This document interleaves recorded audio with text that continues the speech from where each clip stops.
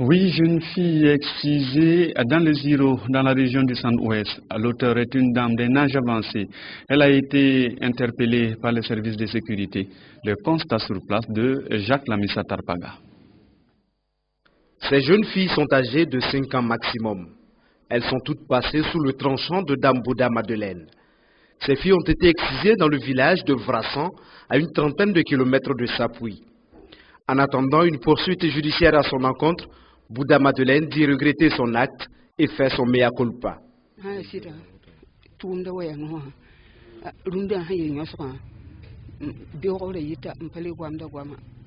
regrette beaucoup mon acte. Je sais que ce n'est pas bien et n'attends plus recommencer.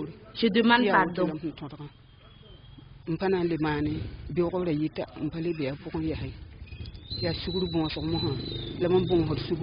Arrêtée par la police sur dénonciation des populations, l'exciseuse est en garde à vue.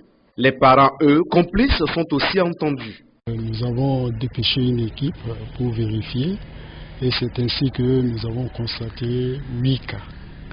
8 cas de fillettes quand même qui ont été excisées. Nous les avons conduites au CMA où elles ont été examinées. Quant à la procédure judiciaire, je pense que ça suit son cours.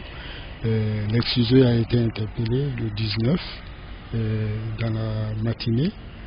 Elle a été interpellée où elle est gardée ici en attendant une suite judiciaire. La mission du Conseil national de lutte contre la pratique de l'excision ce lundi à Sapui a fait le constat. Une occasion pour rappeler aux uns et aux autres à travers des échanges les méfaits de l'excision. Nous avons pu échanger à la fois avec l'exciseuse et les parents des victimes. Voilà.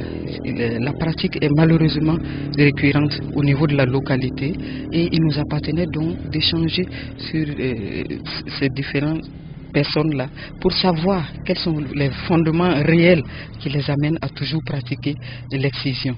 Voilà. Ils savaient bien sûr, ils ont toujours évoqué la coutume, mais également nous avons évoqué un aspect avec eux, notamment cette mutation un peu de la pratique même. Parce qu'on voit que avant c'était beaucoup plus le type 1, le type 2, mais là on est allé jusqu'au type 3. Alors nous avons échangé avec elle, avec l'exciseuse et les parents des victimes pour savoir pourquoi aller aussi loin. Déjà la pratique en elle-même est nocive.